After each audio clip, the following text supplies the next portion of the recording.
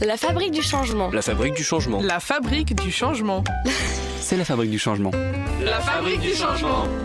La Fabrique du changement à Lille a pour vocation d'inspirer, de connecter et surtout de faire respirer.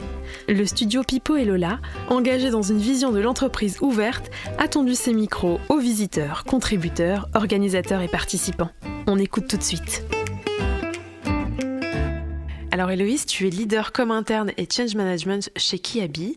Vous êtes sponsor de cet événement, la Fabrique du changement. Est-ce que tu peux nous dire pourquoi ? Oui, bien sûr, Coraline. Donc déjà, à titre personnel, ça fait plusieurs années que moi je participe à la Fabrique du changement et j'adore cet événement parce qu'on y trouve toujours des pépites d'inspiration et ce qui nous permet de bien réfléchir aussi sur nos pratiques. Et cette année, c'était comme une évidence pour moi de sponsoriser en fait l'événement avec Kiabi, puisqu'on partage déjà les mêmes valeurs de partage, de respect, de simplicité et de confiance. Et ça, c'est important, on en reparlera après. Et d'autre part, chez Kiabi, on a une singularité, c'est notre culture humaine. Et on est en pleine transformation aujourd'hui, comme beaucoup d'entreprises. Et donc, on a à cœur vraiment de mettre nos Kiabeurs au cœur de cette transformation et vraiment de faire évoluer nos pratiques RH et managériales. Donc, la Fabrique du changement, c'est le lieu idéal pour venir s'inspirer. Tu as assisté à beaucoup de choses sur ces 2 jours. Est-ce qu'il y a un enseignement particulier qui t'a marqué, que tu as envie de partager avec nous ? Il y a plein de choses qui m'ont marqué.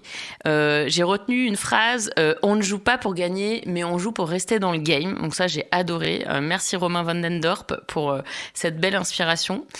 Je dirais aussi que Romain a parlé de la fête de la défaite. Alors ça a été quelque chose qui nous a aussi marqué. On s'est dit finalement, dans une société où on se dit on a le droit à l'erreur, eh ben, fêtons aussi la défaite. Pourquoi ? Pour dédramatiser l'échec. Et ça, j'ai trouvé ça canon.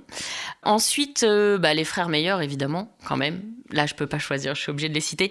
Donc, prenons soin des 3 leviers de l'engagement qui sont la culture de l'entreprise, la responsabilisation et le sens. Moi, je dirais tout simplement pour installer un cercle vertueux de l'expérience collaborateur. Donc, merci les frères meilleurs, Romain et Clément, pour ça. Alors, les frères meilleurs, ils font partie d'un podcast de la Fabrique du changement qu'on peut aller écouter sur la même chaîne. Héloïse, est-ce que tu as des convictions profondes pour avoir un vrai bon équilibre vie pro, vie perso ? Et quand je dis ça, c'est se sentir bien au boulot parce qu'on est dans une société où on est obligé de bosser, mais venir bosser et s'y sentir bien, est-ce que tu aurais des choses à nous partager ? Je pense que tout se joue sur l'engagement. Ça a été une des thématiques quand même assez phare cette année à la Fabrique du changement également. Et donc, c'est vrai que d'avoir ce cadre de confiance en fait en entreprise qu'on prend, mais qu'on nous donne aussi, d'être vraiment en confiance. On a parlé aussi de sécurité, de soins, de prendre soin les uns des autres. Ça, c'est vraiment des choses qui me parlent et qui nous parlent chez Kiabi. C'est hyper important pour se sentir engagé. Forcément, ils ont parlé aussi de responsabilisation, mais c'est vrai, c'est ce qu'on constate et c'est ce qu'ils ont constaté dans le monde entier d'ailleurs, puisqu'ils sont venus nous rapporter des choses des 4 coins du monde. La responsabilisation reste au centre aussi de l'engagement. Et le sens, pour nourrir tout ça aussi, on sait bien que si on fait un projet mais qu'on n'en comprend pas le sens, on va forcément moins bien avancer, ou en tout cas avoir besoin de beaucoup plus d'informations pour être au cœur de l'action.